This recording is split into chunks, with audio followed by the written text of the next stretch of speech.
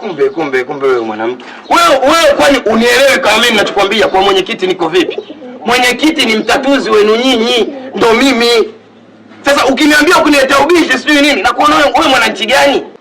Mimi nafuatilia mambo ya wananchi, wewe sio mwananchi wangu. Inawezekana? Wewe ni mwananchi wangu. Mwananchi wako kivipi? Kivipi? Si mtaani hapa. Mwananchi na ndoa anahusiana nini? Hilo mimi kama mwenyekiti serikali. Mbona unaambiwa kuna ndoa za serikali ndio watu kama sisi tunafungisha? Wewe mwanamke mbona unakuwa sio muelewa?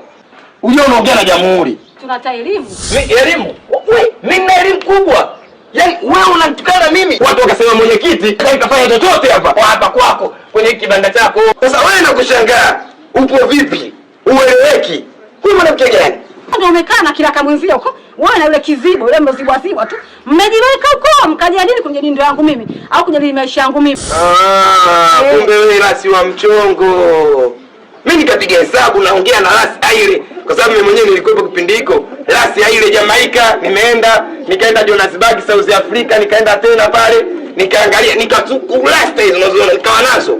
Umeona dakika ya mwisho nikapiga hesabu kwa sababu nilikuwa nakaa kwenye ile nyumba, kunguni wengi. Wakawa wanatambaa sana kwenye gari na tukana kunguni. Nikaona bwana nikate. Ila nikawa na amani na upendo. Hapo unajikuta wewe bobu haina amani, last amani. For me, what you about?